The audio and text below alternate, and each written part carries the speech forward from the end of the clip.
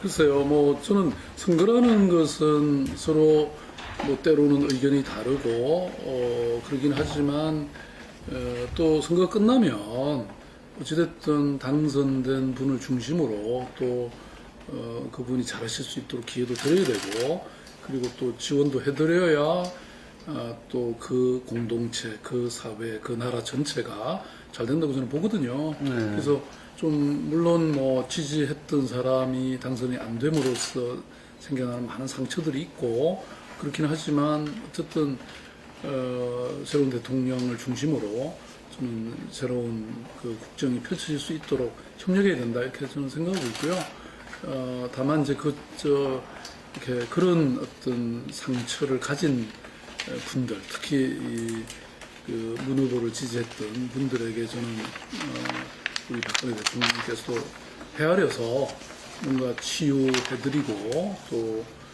뭔가 통합적인 그런 리더십을 저는 행사해야 된다 이렇게 저는 생각하고 있습니다. 미국의 그 인수위원회, 미국의 인수 과정을 한번 본 적이 있습니다. 제가 뭐 논문으로 발표할 일이 한번 있어가지고 그때 보니까 미국의 경우는 예컨대 공화당이든 민주당이든 이미 전당대회에서 후보가 선출되면요 그때부터 벌써 인수팀이 작동됩니다. 그러니까 미리 준비를 벌써 하는 거죠. 그러니까 사실 뭐 선거가 불확실함에도 불구하고 그래서 그런 준비된 저는 이 과정이 필요하겠다 우리나라의 경우에도 이런 생각이 들었고요. 또 하나는 지금 그 중에 아까 제가 통합의 리더십 이런 말씀을 드렸는데 좀 사실 뭐 우리나라 경우도 이미 상권 분립이 완전히 이제는 확립이 됐고 사실 뭐 제왕적 대통령제 그러긴 하지만 여전히 의회가 참 중요하잖아요. 그래서 좀 의회를 파트너로 생각하시고 좀 이렇게 함께 하겠다는 뭐 이런 생각이 참 중요하지 않을까. 그렇게 되면 사실 이런 서로 다른 정파들끼리의 관계라는 건 늘 양보와 타협을 전제로 하는 거 아닙니까? 그러니까 자신이 생각하는 걸 모든 걸 다 관찰할 수는 없는 거죠. 그래서 뭐 어떤 장사도 애누리 없는 장사는 없는데 그래서 서로 그런 생각을 좀 가지시면 훨씬 더 잘 풀 수 있지 않을까 저는 이런 생각을 하죠. 글쎄요, 뭐 저는 소통은 아무리 해도 부족합니다. 그러니까 예컨대 서울시장으로서는 사실 이 굉장히 다양한 견해, 또 수많은 갈등, 뭐 이런 것들을 잘 조정하고 해결하는 것이 참 중요한 역할이거든요. 근데 또 그렇지만 1,000만 명이 사는 곳이니까 이렇게 크고 작은 갈등들이 많은 것을 제가 일일이 다 다니거나 해결하거나 그럴 수가 없잖아요. 물론 이제 지금 시장 직속으로 갈등 조정관이라고 하는 그런 이 부서를 우리가 두고 있고 그걸 시스템으로 해결하려고 노력은 하지만 뭐 그래도 부족한 게 많죠. 그래서 늘 아쉽고 부족한 게 소통이다. 저는 그렇게 생각합니다. 글쎄요, 저는 뭐 그게 딱 원칙이 따로 있다고 생각하기보다 이제 기본적으로 또 빨리 처리해야 돼요. 그러니까 부분을 빨리 처리해야죠. 저는 리더의 가장 중요한 자격 중에 하나는 이렇게 불확실성에 대한 해소라고 생각하거든요. 그러니까 예컨대 저한테 어떤 간부가 어떤 그 결정할 걸 가져왔는데 그걸 계속 뒤로 미루기만 하면 정말 힘 빠지게 되고 나중에 결정이 진짜 어려워지는 거죠. 그래서 그런 것들은 굉장히 빠른 시간 내에 저는 그냥 양당 간에 결정하는 이런 게 참 중요하다고 생각하고요. 근데 이제 또 한편으로 보면 지금까지 보면 많은 지도자들이 특히 이제 이게 선출직 공무원들은 임기가 딱 제각돼 있으니까 그 기간 안에 뭔가를 이렇게 끝내고자 하는 이런 어떤 강박관념을 가지게 되는 것 같아요. 그래서 저는 그거에 대해서는 또 확실하게 제 마음으로 정리한 게 있습니다. 내가 시작해서 물론 뭐 빨리 끝낼 수 있으면야 당연히 해야 되지만 사안 자체가 그렇지 않은 경우에 그걸 급하게 서두를 이유가 없다. 누군가가 시작을 하면 언젠가는 끝이 나는 건데 그걸 초조하게 뭘 하려다가 제대로 안 되게 되면 안 된다. 그러니까 어찌됐든 저는 그건 전부 케이스 바이 케이스라고 생각하는데 기본적으로 급하게 서둘러서 사고 나게 해서는 안 된다. 이 생각은 저는 확실히 있습니다. 앞에 말씀드린 연장선상이 있는 얘기인데요. 그러니까 사람들이 하도 뭔가를 해야 되겠다 해서 끝내서 뭔가 아주 강력한 확실한 이미지를 만들겠다라고 하는 그런 강박관념 때문에 저는 이 어떤 정책이 흐트러지는 경우가 참 많았잖아요. 특히 아마 우리가 민선자치, 뭐, 그건 이 국정도 마찬가지입니다만, 그런 경우도 참 많았던 것 같아요. 예를 들어서 제가 옛날 변호사 할 때, 그 당시 전두환 대통령 치하였는데, 그때 예술의 전당을 만드는데요. 어떤 사람이 교통사고로 그때 무슨 건설, 한양건설인가? 부장이었어요. 큰 교통사고를 해서 구속이 됐어요. 제가 변론을 하게 됐는데, 그때 이분들이 와서 이제 진정서를 써봤는데 보니까 이거 전두환 대통령 임기 중에 끝내야 되기 때문에 이 사람이 꼭 필요하다. 그런 거예요. 그래서 내가, 아니, 물론 나는 변호사니까 뭐 그분은 일단 변론에서 빨리 석방되는 게 내 목표긴 했지만 참, 야, 이렇게, 아니, 예술의 전당이라고 하는 이 어마어마한 프로젝트를 꼭 임기 중에 끝내려고 하냐. 저 그런 의문을 가졌던 적이 있거든요. 그래서 제 얘기는 아까 서두르지 않겠다는 말씀하고 같은 얘기인데요. 시장이 왜 아무것도 안 해요? 그러니까 아무것도 안 한 시장으로 기억되겠다고 한 얘기는 사실 모든 걸 제대로 하겠다는 얘기의 다름 아니라고 생각하거든요. 그러니까 차근차근 해야 될 바를 확실하게 빈틈없이 많은 분야에 제대로 챙기겠다 이런 것이고요. 그래서 뭐 시장이 이제 예를 들어서 어느 하나를 딱 완성하겠다고 하는 강박관념을 가지는 순간 저는 모든 자원과 인적 역량이 다 거기에 이제 이렇게 집중이 되잖아요. 그러면 상대적으로 다른 것들이 굉장히 허술하게 되는 거죠.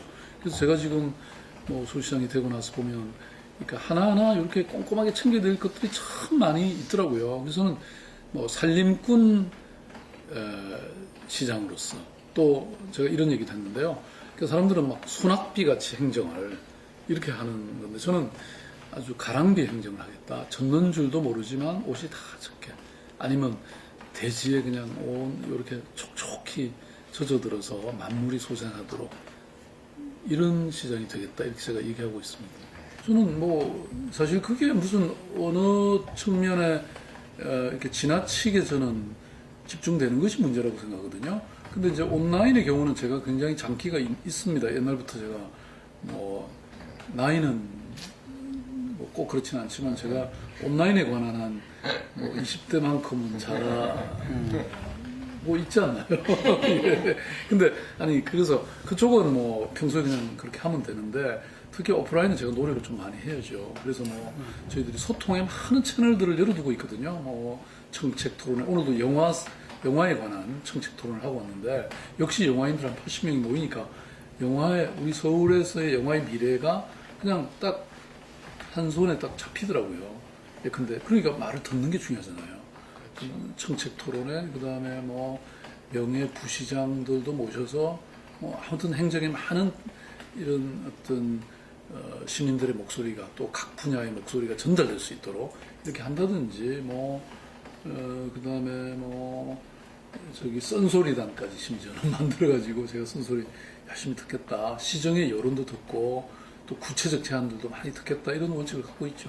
저는 서울이라는 것이 그냥 딱 뭐 오련해서 서울 하나만 있는 게 아니잖아요. 당연히 지방과 서울은 저는 하나다 이렇게 생각하고 있습니다. 왜냐하면 서울은 대한민국의 수도잖아요.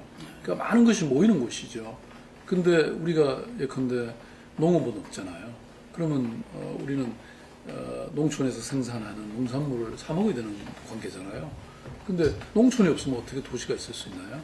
그래서 도시와 농촌 또 서울과 지방의 상생 관계를 위한 다양한 프로젝트가 지금 준비되고 있습니다. 뭐 하다못해 우리 그 어린이 아이들을 위한 친환경 무상급식의 경우에는 계약 재배를 통해서 농민이 안정된 기반 위에서 농사를 지을 수 있도록. 그렇지만 우리는 또 굉장히 안전한 유기농 농산물을 먹을 수 있게 뭐 이런 관계를 만든다든지 또 서울 시민들이 지금 외롭고 고통스럽고 힘들잖아요. 자살률이 이렇게 높고 뭐 이런데 실업률은 많고 그래서 이분들이 저는 그 어떤 농촌과의 또 지방 도시와의 교류를 통해서 그 예컨대 빈 집이라든지 빈 학교라든지 이런 쪽에 가서 휴양소 같은 걸 우리가 만들고 있거든요. 뭐 이런 거라든지 이런 굉장히 많은 관계들이 심화돼 가고 있고요. 그다음에 심지어는 저는 우리 한국을 넘어서서 외국 가도 지금 한 30군데 정도의 그 자매 도시가 있는데, 그동안은 뭐 그냥 시장들끼리 서로 왔다 갔다 하면서 사진 찍고 그냥 밥 먹고 뭐 행사 한번 하는 게 일이었는데, 저는 그게 아니라 굉장히 깊이 있는 관계로 가야 된다. 그래서 심지어는 시민들과의 교류로도 가야 된다. 그래서 제가 local to local, people to people 뭐 이런 얘기를 하거든요. 그렇게 관계가 심화돼야죠. 그래서 지금 또 우리 서울시의 여러 이런 도시 운영의 경험이 해외 수출도 돼야 된다. 그래서 지금 부서도 하나 만들고 있고, 서울연구원 같은 데는 세계 도시 연구 센터 같은 것도 만들었고요. 다양한 방법의 이런 어떤 교류의 심화, 확산을 고민하고 있고요. 그래야 서울이 진정으로 대한민국의 중심 도시, 또 아시아의 중심 도시, 또 세계와 함께 번영하는 이런 도시가 될 수 있죠. 사실은 뭐 그런 큰 비전이 없는 건 아니죠. 그리고 또 그건 당연히 있어야죠. 저는 기본적으로 그 한국 사회가 지난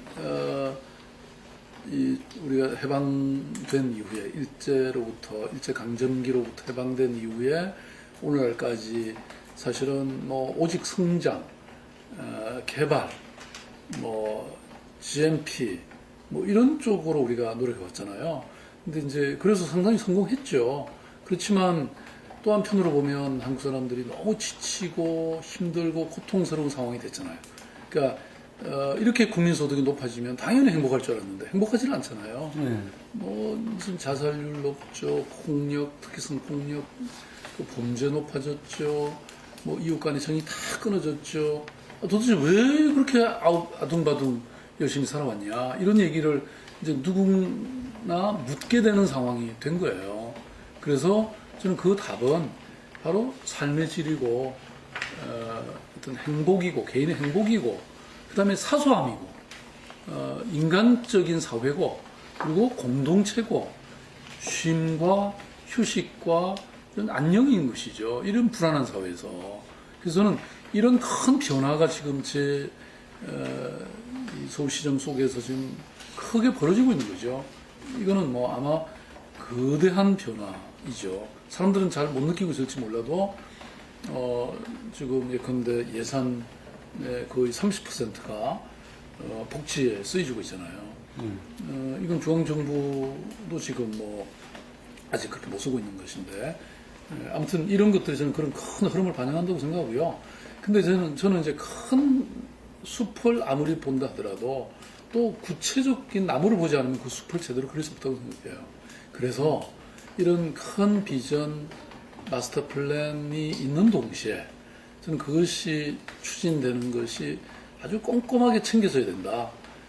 그런데 예를 들어서 우리가 뭐 거대한 인프라를 하나 만드는데, 아니 보도블록도 하나 제대로 못 만드는 그 도시가 어떻게 그런 정교한 제대로 된 무슨 전당을 만들어내겠어요. 그래서 제가 보도블록, 뭐 길거리, 공원, 뭐 공원에 가면 제가 아주 일부러 그냥 물 나오는지 안 나오는지 다 보고요. 누가 관리자가 누군지 아주 그냥 너무나 좀스럽게 꼼꼼하게 챙깁니다. 아주 그냥 우리 서울시 공무원들 그냥 거의 뭐 빈사 상태일 겁니다. 그뿐만이 아니에요. 뭐 작은 것들 그냥 다 챙기고 있습니다. 매일이야 못 가죠. 근데 이제 제 시간을 가장 많이 투자하는 것은 우리 직원들과의 토론, 논의, 뭐 보고 이런 시간들입니다. 왜냐하면 이제 정책을 많이 가다듬어야 되니까. 그런데 이제 그런 아무리 좋은 정책도 아까 말씀드린 것처럼 그게 실천이 제대로 되려면 현장에서 도대체 어떤 일이 벌어지고 있는지, 어떤 것이 대안인지를 알아야 되니까, 그래도 현장을 비교적 자주 찾는 편이죠. 최근에 제가 2박 3일 동안 그 양천, 강서 두 군데 현장 시장실을 딱 차렸고, 거기서 직접 제가 막 굉장히 쟁점이 되는 현장들을 다 돌았어요. 민원 다 받았고요. 그러니까 아예 시장실에 옮겨갔으니까 서울시 간부들도 다 거기 가서 그 문제를 어떻게 해결할 건지 이렇게 토론을 해서, 아마 그동안 뭐 길게는 10년, 뭐 짧게는 몇 년 동안 양천 강서 구민들이 고통스러워했고 이 뭔가 해결되지 못했던 민원들이 아마 대부분 일거에 해결됐죠.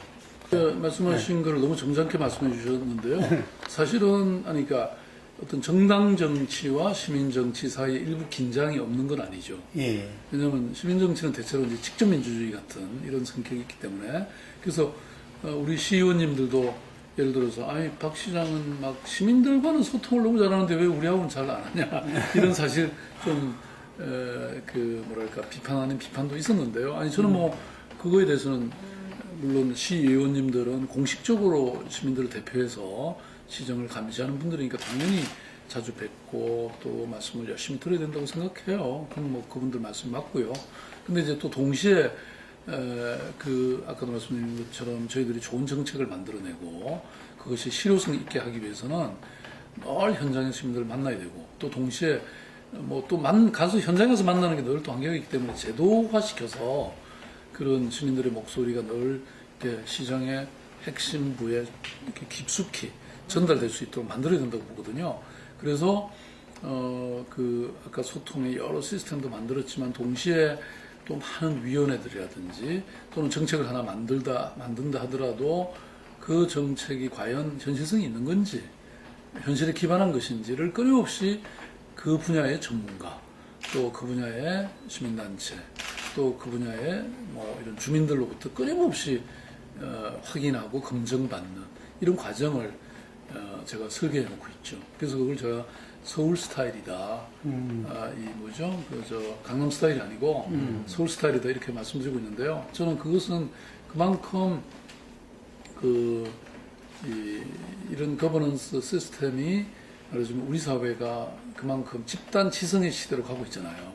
그러니까 시장이 아무리 똑똑한들 뭐 알고 있는 거는 늘 한계가 있는 거 아닙니까? 또 잘못 알고 있을 수 있는 거고 우리 간부들도 마찬가지고 또 우리 직원들도 마찬가지고 그래서 널리 얘기를 이렇게 지혜를 구하는 것이야말로 최고의 행정이다. 제가 그렇게 얘기하고 있습니다. 글쎄요, 뭐 저는 아직도 과도기라고 생각합니다. 물론 아까 제가 말씀드렸던 거버넌스 스타일이나 이런 거는 많이 정착이 좀 돼가고 있다고 생각하고요.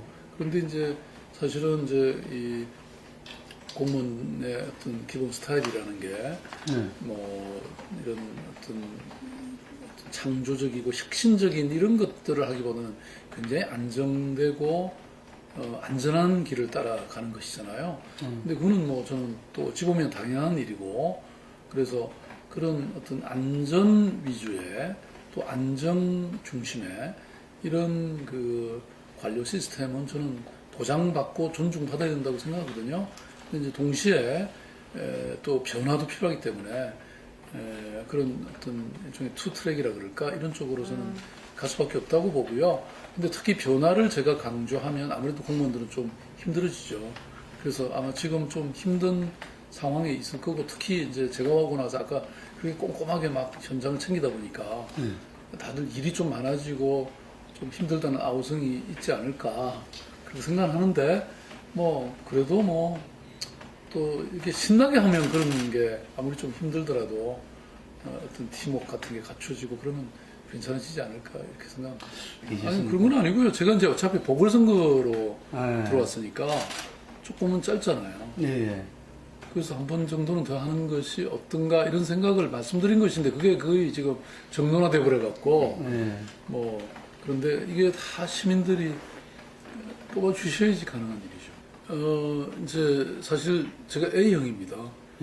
굉장히 내성적이고요. 어디 누구 앞에 나가서 사실 말 한마디 할 때 옛날에 가슴이 너무 뛰어갖고 가슴이 막 터질 것 같아서 내가 말 못해서 그래서 제가 웅변반을 들어갔어요 고등학교 때. 좀 그런 이 담을 좀 키우려고.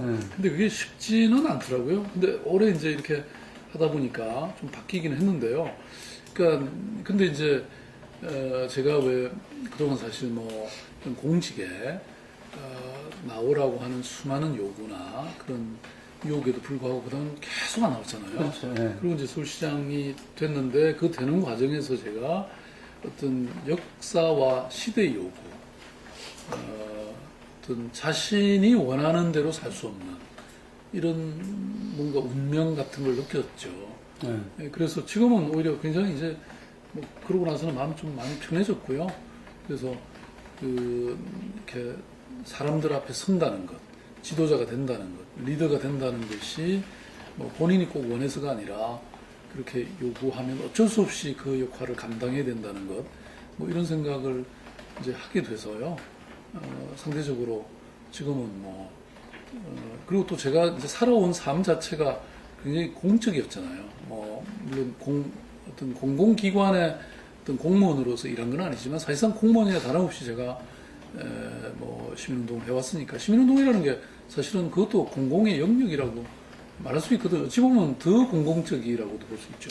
월급도 안 받으면서 그래서 아마 그런 연장선상에서 이런 일이 그래도 감당해내고 있는 게 아닌가 싶습니다. 저는 서울 디스카운트라는 게 있다고 생각하거든요. 그러니까 사실은 지금 뭐 40km 전방에 북방에 지금 북한이 존재하고 있고 북한이 뭐 여러 가지 저렇게 위협을 하는 상황에서 저는 서울시가 안전해야 된다고 생각하고요. 근데 이제 기본적으로 국방이나 대북 관계는 중앙정부가 책임지는 거니까 우리가 어떻게 해볼 도리는 없어요. 그렇지만 이제 만약의 경우에 그런 어떤 위기가 온다든지 도발이 있을 경우에 저희들이 취해야 될 조치에 대해서는 저는 만반의 준비를 하고 있어야 된다. 그래서 지난번에 사실 뭐 누가 시킨 것도 아닌데 제가 한번 그런 걸 지시했습니다. 근데 서울 시내 어딘가에 하나 폭탄이 떨어졌다. 그런 경우에 어떻게 할 거냐. 그래서 우리가 비상훈련을 한번 했어요. 내부적으로 한번 뭐 전 공무원이 동원된 건 아니지만 보상훈련을 한번 했죠. 사실은 이미 세계적으로 그런 현상들이 있잖아요. 그러니까 저는 이미 제가 볼로냐라고 하는 이태리 협동조합의 도시도 가봤고요. 그다음에 또 어디니까 저쪽 스페인의 몬드라곤도 갔다 왔고요. 그다음에 예컨대 뭐 프랑스나 어떤 영국의 여러 협동조합 또는 사회적 기업도 제가 이미 과거에 많이 이렇게 가봤는데요. 그것은 이미 세계적인 하나의 흐름이죠. 그다음에 아까 제가 말씀드렸던 한국 사회의 큰 패러다임을 지금 제가 바꾸고 있다 이런 말씀도 드렸잖아요. 그 중에 하나 또 핵심적인 것이 바로 사회적 경제라고 저는 생각을 하거든요. 지금 다른 나라는 이미 전체 GDP 한 10% 정도가 이런 그 사회적 기업이 담당하고 있거든요. 그 얘기는 우리는 지금 뭐 아마 통계조차도 잘 안 나오는 정도로 미미하죠. 아직은. 그러니까 시작에 불과한 것인데 그럼에도 불구하고 또 한국 사회 역동적 이런 성격이 있기 때문에 저는 굉장히 빠른 시간 내에 이게 변할 거라고 저는 보고 있습니다.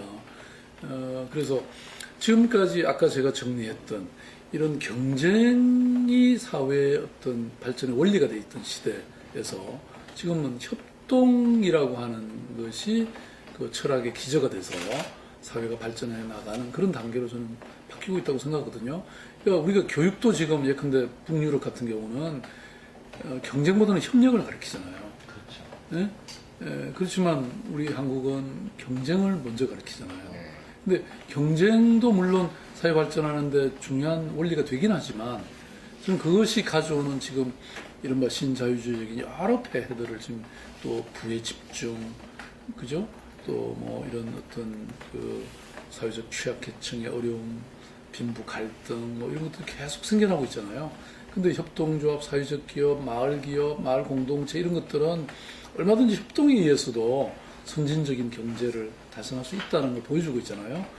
뿐만 아니라 저는 오히려 이렇게 해야 진정으로 우리가 경제도 발전하고 개인도 행복할 수 있는 이런 길이다 이렇게 저는 보고 있습니다. 그렇다고 물론 제가 뭐 기존의 어떤 기업적 경쟁이나 이런 걸 싹 무시한다는 뜻이 아니라 뭐 그거는 그대로 가더라도 또 이런 원리, 이런 어떤 사회적 흐름이 생겨나야 우리 사회가 건강하게 서로 통합되고 융화될 수 있다 이렇게 저는 보는 거죠.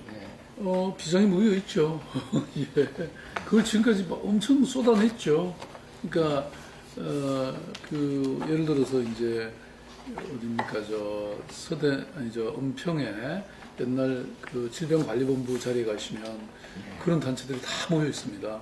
저는 여기 한 3년만 가면, 5년만 가면요, 전 세계적인 이런 사회적 경제의 요람이 되고 또 사회혁신 클러스터가 될 거라고 저는 보거든요.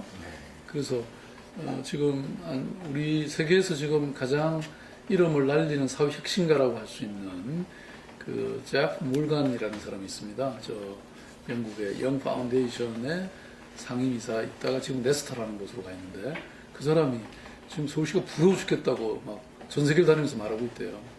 아니, 저는 어떤 시장도 사실 뭐 전임 시장들과 딱 절연돼서 존재하는 게 아니잖아요. 늘 그렇죠. 잘한 것과 못한 것을 다 이어받아서 네. 잘못한 것은 정리해서 수정해내고 또 잘한 것은 계속 이어받아서 더 발전시키고 그리고 또 자기 임기에 또 일부 새로운 것을 시작하고 저는 그런 거라고 생각합니다. 근데 이제 용산 뭐 개발 용산 국제업무지구 같은 경우는 기본적으로 좀 너무 단군 이래 최고 프로젝트 최대 프로젝트라고 할 정도니까 이제 너무 컸던 사건 이 사안이었는데 지금 이 경제 위기 경제 침체와 더불어서 이제 수익성도 악화되고 그러면서 이제 무너지게 된 거죠. 그래서 어찌됐든 저는 이것이 다시 뭐 새로운 변화된 형태로라도 제대로 추진되는 것이 바람직하다고 보고요. 그리고 그 과정에서 어찌됐든 지금 뭐 기업이 또 손해를 보는 것은 그렇다 치더라도 어떤 그 주민들이 어마어마하게 지금 손해를 보고 있잖아요. 그건 한 7년 동안 재산권 행사를 못한 상태로 지금 전부를 고통스러워하고 있는데 그래서 이분들의 고통을 최소화시키는 것, 희생을 최소화시키는 것이 또 제 임무니까 그러니까 이걸 어떻게 정상화시킬 것인가 하는 문제와 더불어서 주민들의 고통을 최소화하는 이 두 가지 관점에서 저희도 많은 그 시나리오를 놓고 고민하고 있는 거죠. 지금 뭐 사실은 그 어느 때보다도 힘든 고통스러운 시대라고 생각됩니다. 특히 청년들에게는 뭐 무슨 일자리가 너무나 부족하고 사실 뭐 꿈조차 꿀 수 없는 그런 상황에 처해 있습니다. 그렇지만 저는 어느 시대이고 간에 사실 힘들지 않았던 시대는 없었거든요. 결국은 어떻게 스스로 용기를 갖고 또 도전하느냐에 따라 달려있다고 생각합니다. 우리가 함께 이런 어려움을 극복하고자 한다면 저는 다 해결될 수 있는 문제가 아닌가 싶습니다. 우리 서울시부터 앞장서서 할 테니까 여러분 함께 갑시다. 고맙습니다.